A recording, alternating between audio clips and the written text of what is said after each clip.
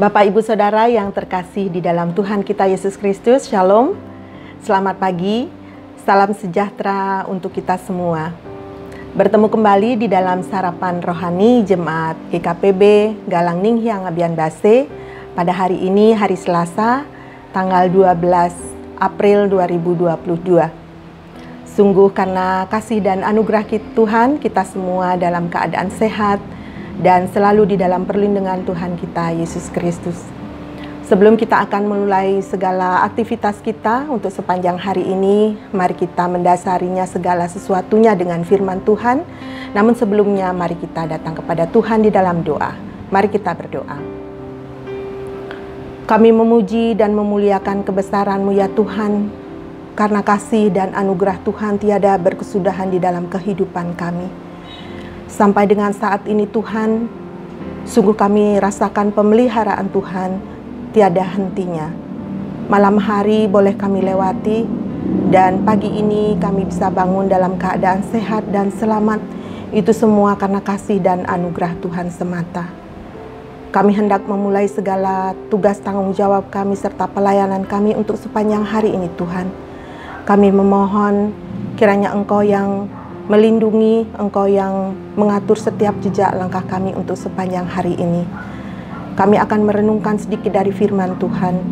Biarlah Tuhan yang mengurapi setiap kami, sehingga apa yang kami renungkan Tuhan benar-benar kami bisa fahami dan mengerti, bahkan kami bisa melakukannya di dalam kehidupan kami setiap hari. Hamba-Mu yang akan menyampaikan Tuhan, biarlah apa yang terucap semua itu atas kehendak-Mu saja.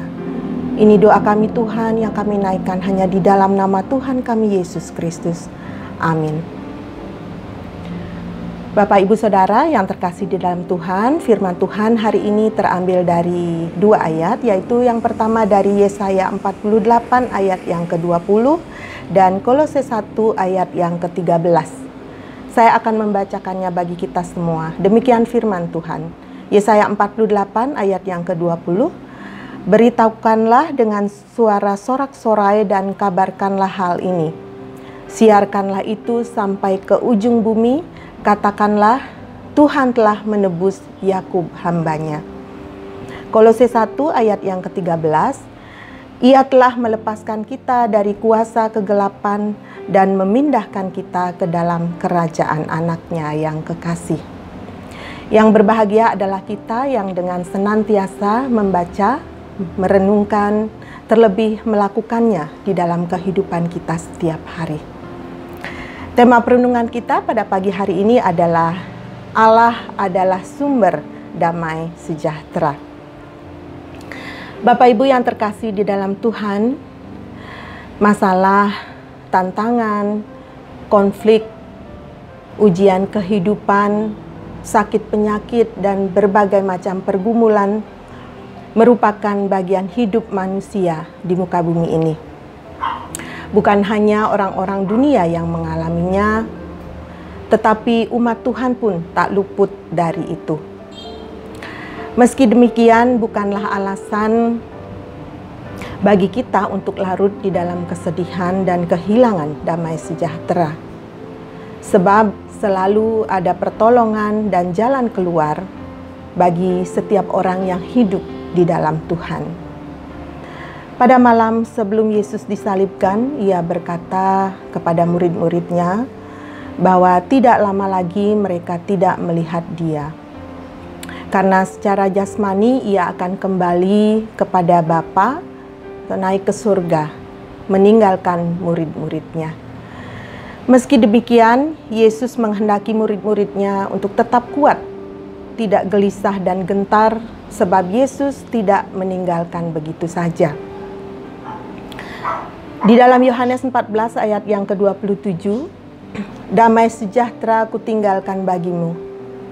Damai sejahteraku kuberikan kepadamu, dan apa yang kuberikan tidak seperti yang diberikan oleh dunia kepadamu.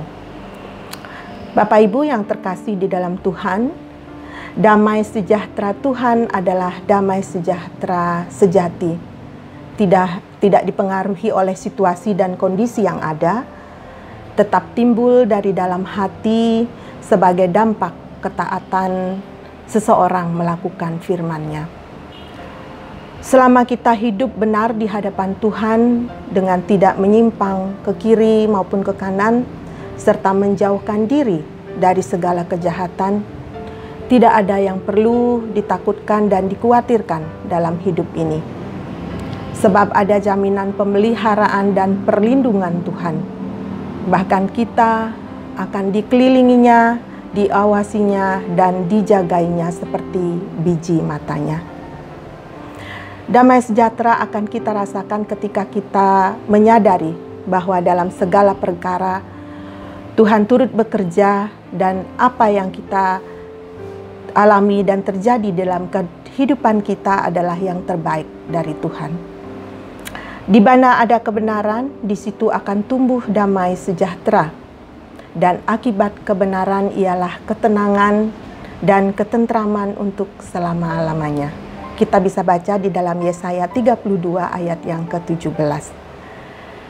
Sekitar 2000 tahun yang lalu, dengan jelas dan tegas Rasul Paulus mendidik, mengajar dan menasehati jemaat-jemaat orang-orang kudus di Kolose pada zaman itu dan pada zaman sekarang ini juga. Bahwa Allah melalui anak tunggalnya Yesus Kristus sudah melepaskan mereka, kita dan semua orang percaya kepadanya dari kuasa kegelapan.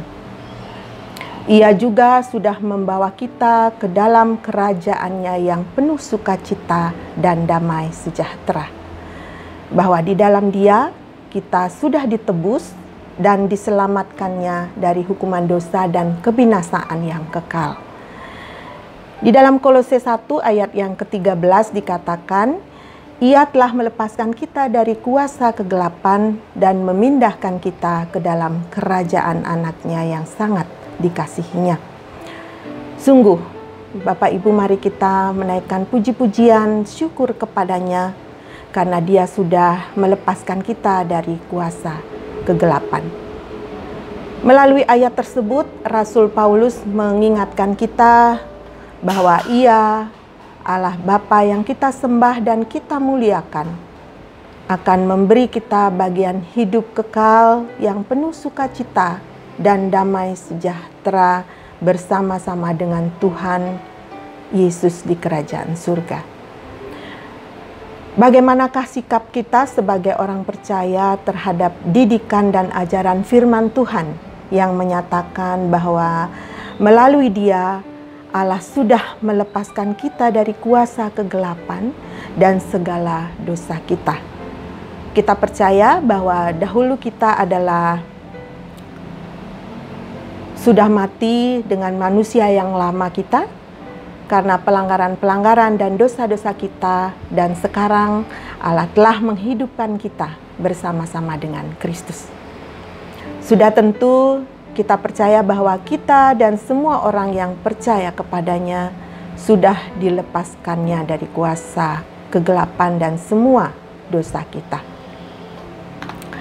Berbahagialah kita yang sudah meyakini bahwa Allah Bapa sudah membawa dan memindahkan kita ke dalam kerajaan anak tunggalnya yang penuh sukacita dan damai sejahtera, karena Dia sudah menyediakan bagi kita bagian hidup dalam kehidupan yang kekal, yang penuh sukacita dan damai sejahtera di sorga. Amin. Mari kita datang kepada Tuhan.